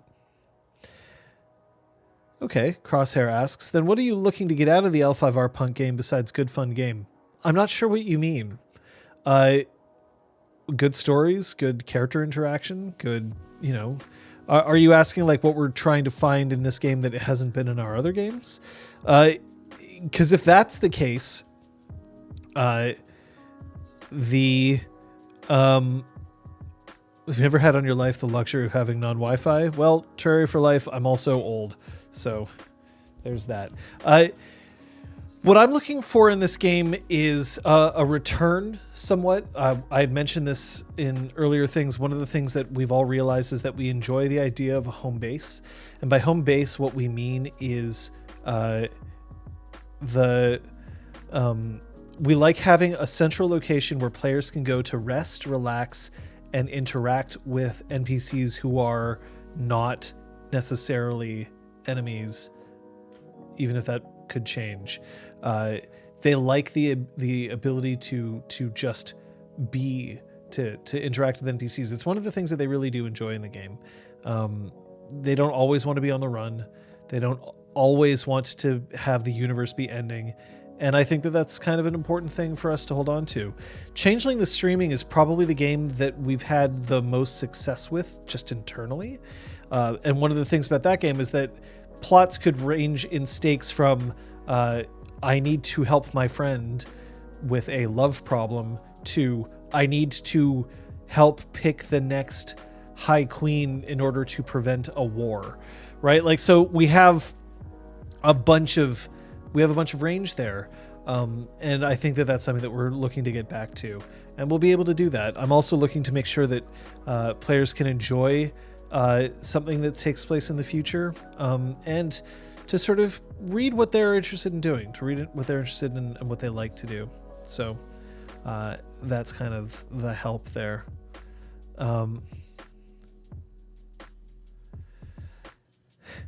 Cobalt of Doom. Yeah, I fell into the student theater crowd at university and managed to hijack a bunch of them for some good stories and TTRPGs. That is the core concept of RPGClinic. Take 4 people with theater degrees and just let them go and have fun. Ellie Spot mentions there needs to be a place to store all the partners and BFFs between intense combat excursions. Essentially, yeah. As a simplification goes, that's pretty perfect. My players really do enjoy being able to just be social as their characters and learn and grow and live that way, instead of it always being a where do we go next? Where's the next avenue? And being able to get to know certain NPCs over a long period of time. Sure, you can pull somebody into your party and they come with you and you'll get to know them that way.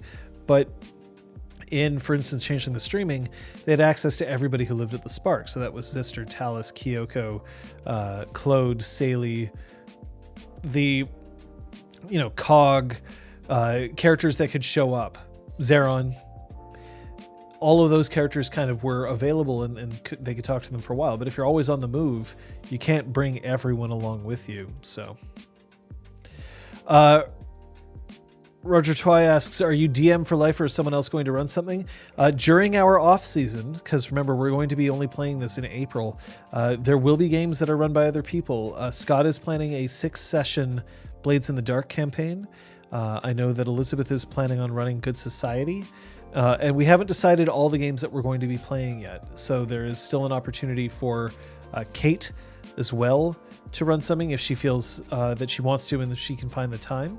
The problem, Kate is somebody whose schedule is impacted over the next few months. That's part of the reason why we're delaying. It's because Kate has work, and that's great, but we don't really want to start playing and knowing that, like, okay, well, in the first 10 sessions that we have, Kate may miss 3 of them.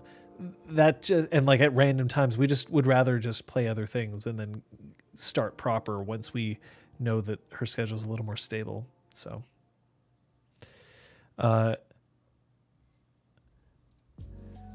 yeah. Ellie Spot mentions Morale would have worked a lot better if she was parked in a place and talked to once in a while. Now she was standing around awkwardly a lot. Yep. That's basically it. The Crosshair makes a North American reference, unlike my Where's Wardo gaming group.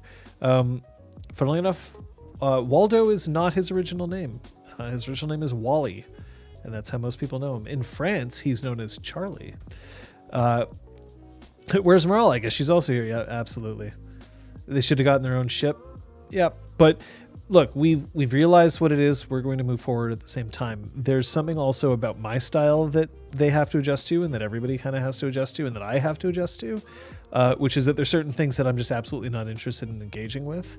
And a home base is something that I can engage with. But like the idea of being like, okay, so now you have your own ship. Yeah, that could potentially work as a home base, but the travel isn't something that I'm super interested in a lot of the time. So that's a thing. Yeah, the first time I heard about Where's Waldo, I was like, excuse me, what? Yeah, no, it's Where's Wally? In North America, it's Waldo, but he has different names in different places. I'm not sure why they changed it. So Roger Twy, I hope that answers your question. I'm really looking forward to seeing, because I like being the storyteller. There's a part of me that nags at me that sort of says that I don't think I would make a very good player in an extended campaign anymore, because I enjoy having too much of what a storyteller controls. And I'm not saying that I enjoy having more control than my players. I think it's more like I enjoy controlling that part of the game, because it's still my insistence that players are the ones who are dictating the direction of the game. It's the storyteller who dictates the start and then adjudicates, whereas the players are the main characters. So I don't think I make a very good main character anymore. But, you know, it's fun to try it out and see other things. And who knows, maybe I'll find that I'm different. You think I enjoy playing multiple characters? That too. I have difficulty picking down like one thing and saying like, this is what I want to do. More general RPing question. I extremely enjoy storytelling, and I'm looking for ways to improve my storytelling. I don't find most storytelling advice online super helpful, so I'm looking into more classic acting classes as a way to improve. What should I look into for such things? What classes would I recommend? So a dangerous question to ask me and a difficult one. I literally have a university degree where I took professional theater and performance classes. So did 2 of my players. And the 4th took some professional acting classes, but focused more on other aspects of theater. We all have the degree. We didn't all specialize in the same things. So asking me about acting classes isn't necessarily the best thing, because my experience with them is very specific. I studied at university, and I basically ended up parlaying this into a career. So the question for this is, Terraria for Life is, what are you trying to do? I would recommend looking into learning improvisation. That's often, I think, something that can be very helpful for people, because for me, the difficulty isn't, like, I don't think that what people are looking for from you is a performance that feels incredibly grounded, that like you're really inhabiting the character and you're being able to bring forward like a lot of emotion and realism and all that. I don't think that's kind of what they're going for. Instead, what you're looking for is to train your brain to be able to quickly reach out, grab what you need and move forward, to be able to adapt to situations based on suggestions that come from other people and move forward. For example, if you're playing a lot of improv games, while you might think, okay, well, I have to take a suggestion from the audience and make it work. Yeah, that's part of it. But also, you're performing with other people on stage, and they're always making suggestions at you. And one of the big lessons of improv is the idea of yes and. That you take something that someone is suggesting, and instead of being like, no, I don't think that's a good idea, you say, yeah, that's a good idea, and here's a way that I can build upon it. And as a storyteller, often what you're doing is yes-anding. If a player says, I'm really interested in playing a story where I'm struggling with my identity as a hero and what that means in today's society, there's two things you can do. Well, there's more, but in this example, there's two things you can do. One is you can go to them and say, nah, I don't really want to do that. It's valid, but you've taken what this player has offered and you basically said, no, I'm not interested in it. Another way that you can say no is also to ignore it. To say like, okay, that sounds interesting. And then you just never go back to that idea. And the other thing that you could do is like, okay, yeah, that sounds like an interesting thing to explore the idea of what it means to be a hero. And what if we also tied that in to this other player's wish where they wanted to see what it was like to deal with being a hero in terms of a family member as well, right? Like, so you are building upon the idea and you're letting people basically build on top of what everybody is offering.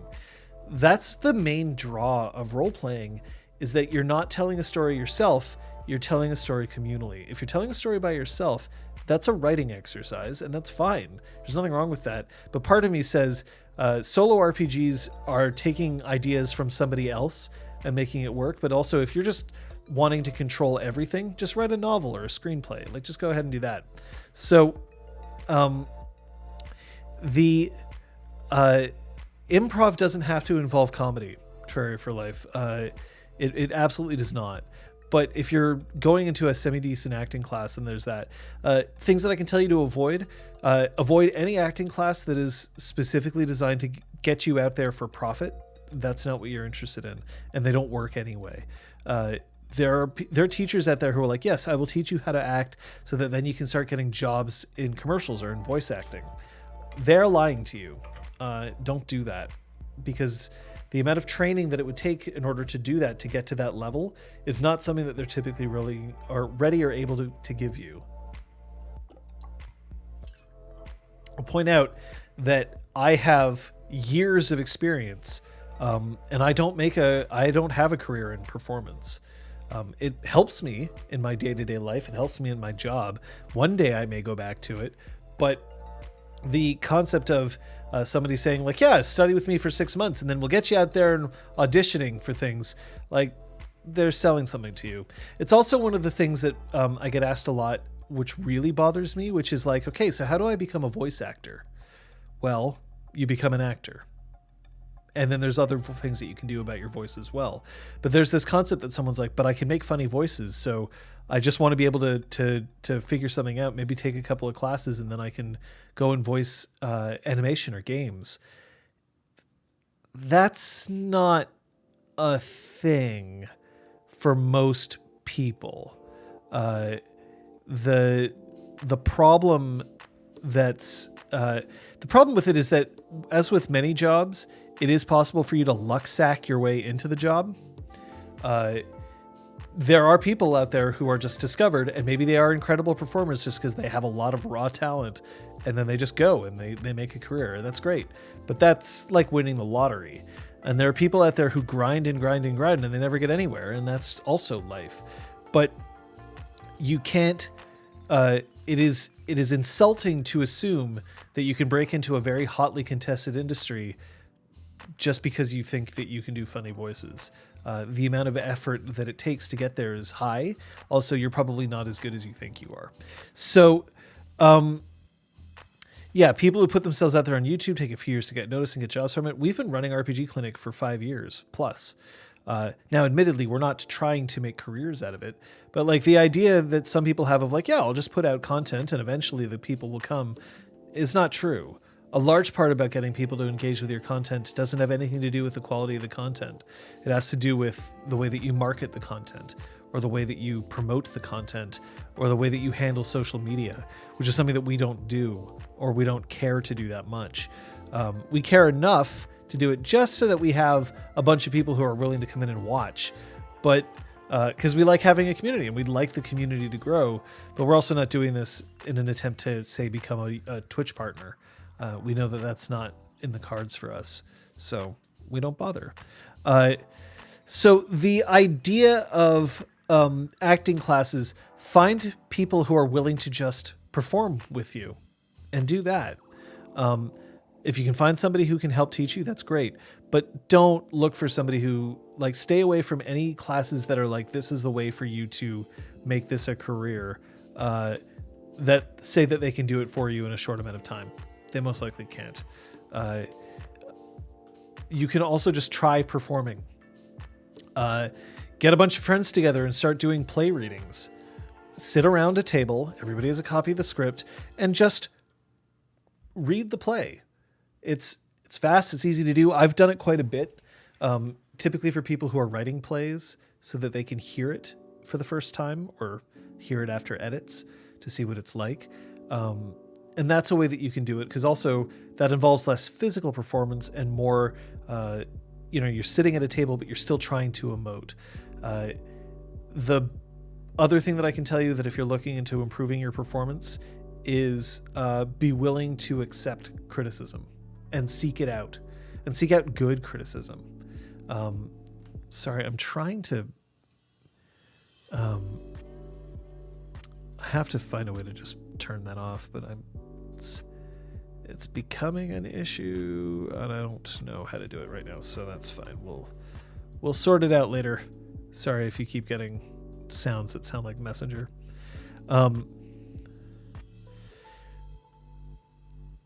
So Roger Twice says, taping yourself and reviewing your gaming or acting can be soul crushing, at least to start, but you'll learn things. Possibly. You'll learn more if other people help you instead. There are exercises that you can run through. You can potentially learn just by diving in and doing it, but that's not always the case. And it's a little dangerous sometimes to just sit and look at yourself. You're not an expert. But specific practice is important. The idea that you look at something and you say, I'm going to try and improve this today. That can really make a big difference. So when you're storytelling, one of the things that I can suggest that you do is say, this session, I'm going to do my best to try X. Maybe X is, I'm going to try my best to make this NPC more distinct than all the other NPCs that I have. I'm going to try to make them stand apart. Then you're specifically practicing creating a unique character. And that is something that's a bit better than just saying, I'm going to try harder at storytelling today. Because trying harder, sure, you might improve, but you're not going to improve nearly as quickly as if you try to focus on one individual thing. Things like if you're trying to learn an accent, doing specific practice on that accent, be like, today I'm going to see if I can really nail that accent, that voice that I'm looking at for this character, is better than saying I'm going to try to nail voices. Because if you're just trying to nail voices, you're going to be focusing on 800 different things instead of just one thing. Yeah, Ellie Spot's putting some really good things in here as well. Find people who want to play quick role-playing games that involve a lot of quick conversations and improv. Like dialogue-heavy scenarios, or like Fiasco. Fiasco's a great game for that. To practice yes and quickly reaching for ideas. Yeah, if you're already doing improvisational acting, they're going to teach you yes and. Learn to not block if you can. Blocking is the idea of turning down somebody's offer.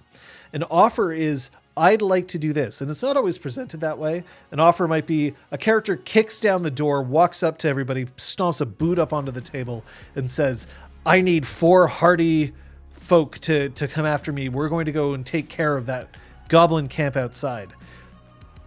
Accepting it, yes-anding, also doesn't necessarily mean you saying, yes, I'm going to do what you say. It means you're engaging with it. You're saying, okay, there's a goblin camp out there. I want to kill them all. Somebody could say, there's a goblin camp out there. Well, let's see if we can open diplomatic relations to find out why they keep attacking us. Blocking would be them saying, I don't care, and turning away from the guy or not answering him at all. Storytellers can't block. Not often, and they have to be very careful when they do. Because if you're blocking, you're saying to your players what you want isn't important. At least that's how it's going to be perceived. So a lot of improvisational classes are going to teach you to accept offers. Try accepting more offers, and you'll find that players will tend to engage with you better. Now, obviously, there's some offers that you can't accept. Sometimes somebody's going to make a suggestion. You're just going to be like, no, we can't do that. But it is worth looking into. The Crosshair says, also on becoming a super actor storyteller, if it's just for home games, you don't have to be a professional storyteller for fun to happen. Heck, you don't even have to know all the rules or spend half your week prepping things. The why is a good point to ask. A very good point. Avoid the Matt Mercer effect, if at all you can. You don't need to be a professional. And remember that a lot of professionals that you see have a shit ton of help.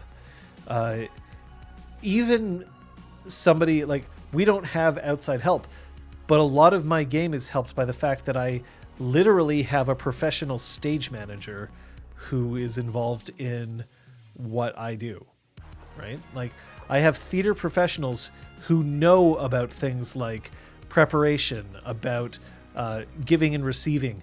They make me look good. It's not just me. And Matt Mercer quite literally has a crew of people to help. I'm not saying that he isn't an incredible storyteller. He is. He's done amazing things. Now, admittedly, not the sort of thing that I enjoy engaging with, but that's okay, right? Not everything is for me. Not everything should be for me. But he has a whole crew. You probably don't.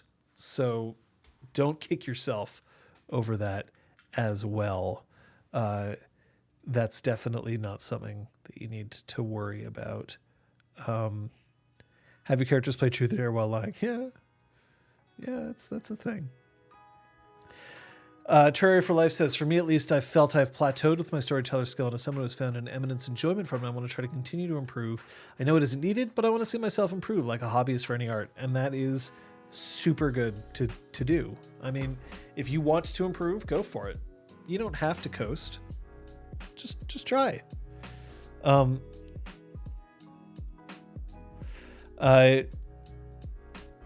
Just play Puka in general, yeah. One of the things about being a professional actor for me that has helped is that it helps me both in my writing and in my writing and in my role playing. The idea that I can put my head into another character and then just start thinking as another person, as opposed to thinking about me thinking about another person. What would this character do in this situation? I'm very fast at answering that question because I can get in that character's head. But that comes with practice. I can't teach that without letting you go through the entire process of learning. And that's also my performance stuff. A lot of people have different ways of getting into their acting, and they won't necessarily translate well to role-playing.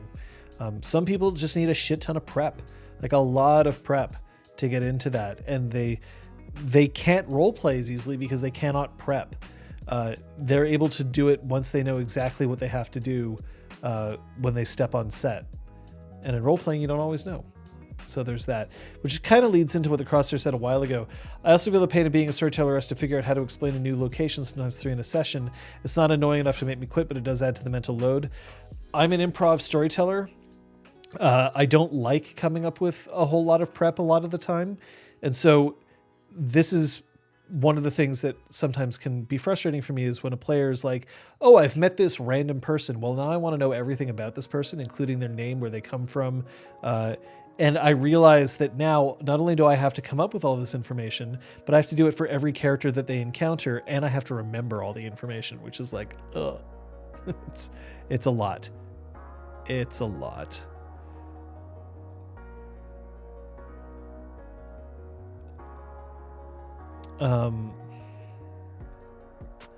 So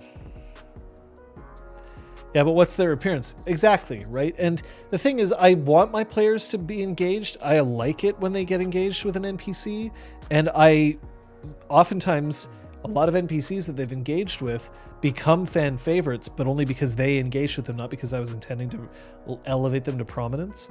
But there are times where I'm like, it's just a shopkeeper, it's fine. Or, yeah, you got to go to another city. You just get there. I don't care how or why, because that's not important to the story for me. It's kind of like in some movies, you'll see somebody get into a car and then you have a nice little montage of them driving to their location.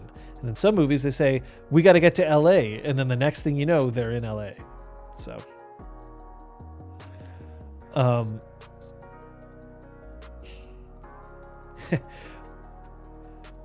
Requiem Law says, I won't lie, I've told my players, look, this is just a filler character. I have nothing on them. And yeah, that's fair. That's totally fair. You're allowed to go for it. I will say that there is some unique challenges when you're streaming, because then there's just a chance that there's more people who are looking at your characters. I also recognize that there is a challenge because I find that now some of my viewers try to guess my intentions. They're playing a meta game instead of playing the game itself. They're trying to see like, okay, well, what part of this game was planned and what part of it was improvised? What part of this was John knowing and having been ready for this, and what part of it was him just reacting to the players, and what part of it was him panicking and just doing things as normal? You've seen it. I mean, hell, you see it here. Kung Fu Fender's mentioning Flavian and Ciantel were randos at first, and the Crosshair saying, I call it the totes effect these days. There is a certain element of it that that I have to let roll off my back, because sometimes they're wrong and sometimes they're right, but either way, sometimes I feel called out, and it's fine. You just got to deal with it.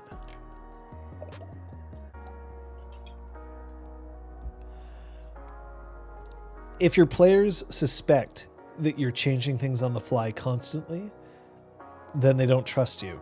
The foundation isn't there, it crumbles. And without a good foundation, they can't buy into the world.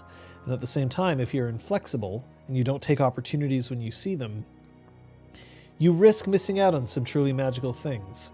So you have to find the balance. Sorry, players, this is a non-interruptible cutscene. Hi, John. I want to roll to find a contact that knows things about dragons. I also want to have coffee with her and invite her to parties 100 episodes later. Yep. Yep. Sometimes I can dissuade, and sometimes I can't. So, the trick is that you want people to be playing the game. You want them to not really play the metagame. The audience is playing the metagame, and that's kind of by design. That's kind of what part of what the audience does, is they're a little more removed, so they'll be able to do that. But if you find your players playing the metagame too much, then you're running out of space to operate properly. So a little bit worrisome. We still have time for a couple of questions. We're coming up on the end of the stream. So I am going to start wrapping up, but please ask your questions or your comments. It's just while I'm waiting for them, I'll remind you that tomorrow over on twitch.tv/Elizabeth A. Neal, it will be the Punch Effect at 6 p.m. Eastern Standard Time. They're playing Mass Effect 2 and The Thirst is Real. There is also Punchy Book Club on Sunday. Saturday, I don't remember. I don't think Saturday is happening, but I'm sure they'll be able to help you out there too. Saturday is possibly off. I think that there's a significant chance of that. So just something to keep in mind. And don't forget that this Sunday, we are not streaming. We are on hiatus for the holidays for this week and next week. We will not be streaming here as well. It was very elegant that you made her a Selkie and dropped the first hints of Brahm's memory loss with her. Yeah. I mean, look, Marnie is... people think I hate Marnie. I don't hate Marnie. I just don't need her around all the time. That's something else. Not everybody has to be around all the time. Sometimes they're special because they leave. Like Quick Rat.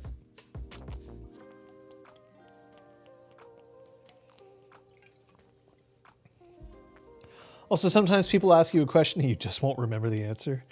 That's embarrassing. I used to think that that it would be strange that you could ask somebody who like created a television show and be like, hey, in this episode, this happened and why? And they'd be like, I don't know, or I don't remember. And then they'd get annoyed and upset. And I'd be like, how does a fan know more about this than the creator? And the answer is that the creator, for them, they have to also look ahead. They have to look ahead and they have to look behind. So they have double the mental juggling to do compared to somebody who is accepting and passively accepting the information or the story. They only look at the past. They can put conjecture about the future, but it isn't essential for them. So that's something that I've realized is that, yeah, sometimes people won't remember intricate details about past things. Mistakes can be made because they have other priorities. So we got a couple of questions. So Terraria for Life, from what you have read, what is favorite? I don't understand the question. From what I have read of what? And what do you mean by favorite? I'm not sure what you mean. If you could just put a little more into that. The Crosshair asks, one more third, why should you try new RPGs? The same reason why you should try new things. Try new things means that you might discover something that you liked better, and it might help you learn more about the things that you already like. But I don't think you have to. If somebody is very happy playing Dungeons and Dragons for their entire life, cool. I'd encourage them to try new things, but I wouldn't force them. It's not worth it. If you know what you like, sometimes that's enough. There are some people out there who will be like, I found the 5 cocktails that I love and I won't try any new ones. I like my dark and stormies, my stingers, my old fashions, my sex on the beaches, and my Long Island iced teas, and I don't need anything else. Great. If that's what keeps you happy. But you never know if that chocolate choo-choo that was just off to the side would have been your favorite drink if only you'd tried. From what I've read of L5R, what is my favorite clan?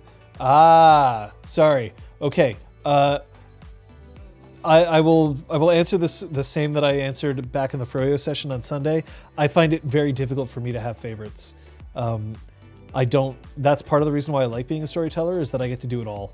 So I'm not ready to say that, and I possibly will never have an answer. Because also if I claim what my favorite is, it may unduly influence my players, and I want them to feel like they can come to me with what they're interested in first and foremost. So,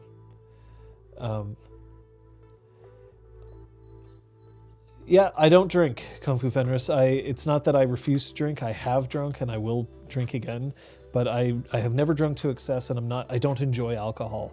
And then recently I got to the point where now I have to be careful about consuming alcohol. But you know, you do you. If you don't like stingers, go for it. That's all you. All right, folks, we're going to call it there. Don't forget that if you join our Discord is a great place to ask questions that we may not have got to here if you think of them during the week, and also just to check out what we're doing. But thanks so much for joining. It's been thrilling having you. I'm hoping that we'll be able. Well, we're definitely going to be streaming something next Thursday, which of course is the 23rd. So we will be doing something there. I'm not quite sure what yet, but hopefully we'll be able to chance to see you soon. Don't forget, it's sometimes the hardest thing. The hardest thing. But often, you're going to get what you want if you use your word hole. See you next time.